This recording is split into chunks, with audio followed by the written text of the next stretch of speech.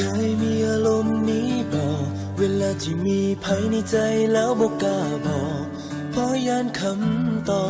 บมันจะทำให้ใจเก็บไว้ในใจจนนาน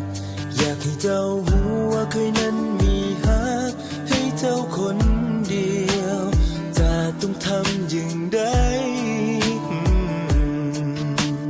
ภัยต่อภัยก็บอกให้เขาบอกไปบอกฮักเท่านั้นมันจะยากบนใดหากเจ้ามีใจก็คงจะดีแต่ถ้าเจ้าบ่สนใจ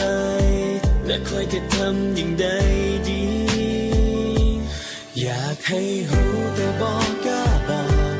อยากจะบอกไปแต่มันบอกออกเพราะยังคำตอบจะบ่ตรงกับสิ่งที่ต้องการฟังเลยต้องเก็บไว้ในใจแบบนี้ความอึดอัดใจมันเพิ่มขึ้นทุกทีบอกห่างนั้นมันบ่ง่ายอย่างที่ไผก็คิดกันหากการบอกฮักมันเป็นเรื่องง่ายๆหากเป็นแบบนั้นมันก็คงสบายหากคอยบ่สนใจบ่แค่คำตอบว่าจะเป็นอย่างไรถ้าเจ้าบ่ฮักก็คงแล้วไปถ้าเจ้าบ่สนใจคอยคงบ่เสียใจแต่มันบ่เป็นอย่างนั้นหูบ่เคยมีความหวังอยากให้เจ้า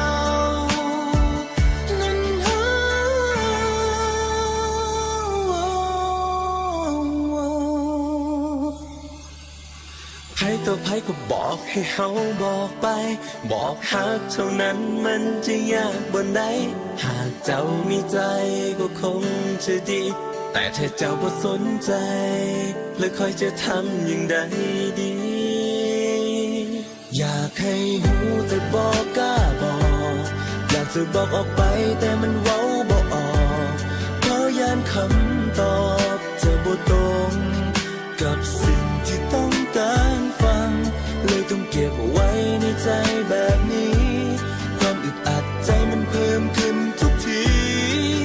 บอกฮักนั้นมันบ่ง่ายอย่างที่ไผเขาคิดกันอยากให้รู้แต่บอกกล้าบอกอยากจะบอกออกไปแต่มันเว้าบ่ออกเพราะยานคำตอบจะบ่ตรงกับสิ่งที่ต้องการฟังเลยต้องเก็บไว้ในใจแบบนี้ความอึดอัดใจมันเพิ่มขึ้นทุกทีจะบอกฮักนั้นมันเว้าง่ายก็คงบอกไปตั้งแต่วัน